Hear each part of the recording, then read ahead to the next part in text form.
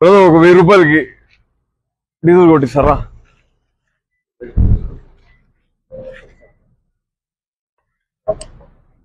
లోకేష్ గారు వచ్చింది ఈ పెట్రోల్ బంకే కదా?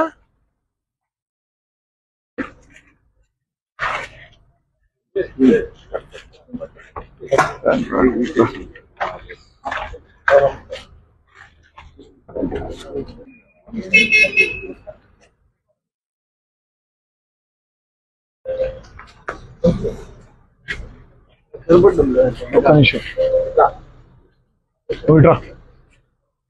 91 కదా? 91.27 డీజిల్. పెట్రోల్ ఎంత ఉంది ఇక్కడ? అయ్యి పట్టుకో. 91 డీజిల్. 91 రూపాయలు 27 పైసలు.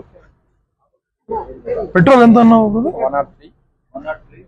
103.05. Okay.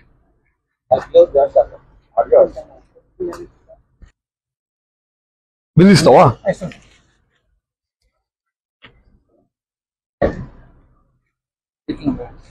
9779 AP03 VD BUనా?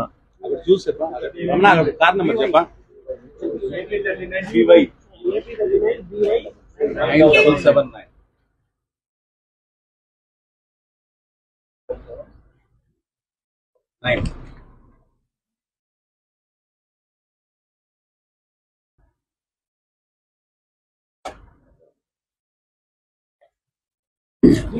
Thank you.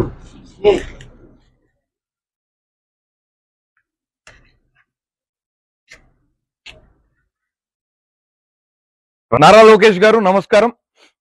ఈ ఫ్యూయల్ స్టేషన్ ఏదో మీకు గుర్తుందా? మీరు యువగళం పాదయాత్ర సందర్భంగా కుప్పం నుండి పలమనేరుకు వెళ్తూ మీ బండికి డీజిల్ ఇక్కడే పట్టించారు. డీజిల్ పట్టించి మీరు ఆంధ్ర రాష్ట్రంలో భారతదేశంలో ఉన్నటువంటి తక్కిన రాష్ట్రాల కంటే కూడా ఎక్కువగా డీజిల్ పెట్రోల్ ధరలు ఉన్నాయని చెప్పారు.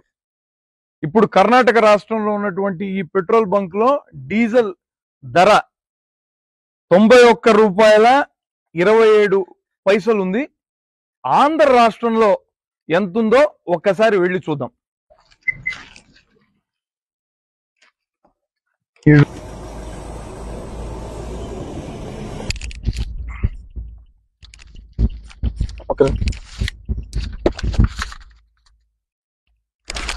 ఇటు బిట్టు డీజిల్ ఎక్కడుందా? అందరూ కొంచెం చాలా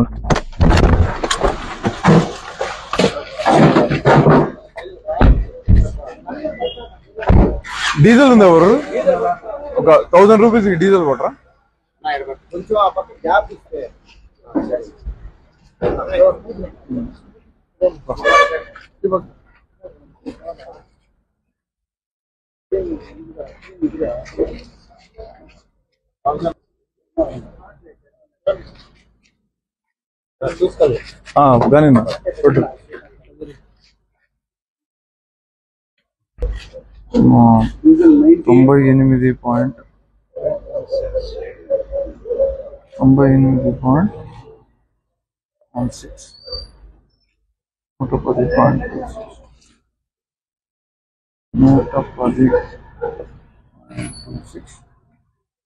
98.16 అయిపోయిందా?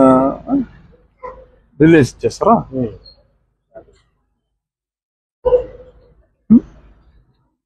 యా 98.16 110.26 బిల్ ఇచ్చేసి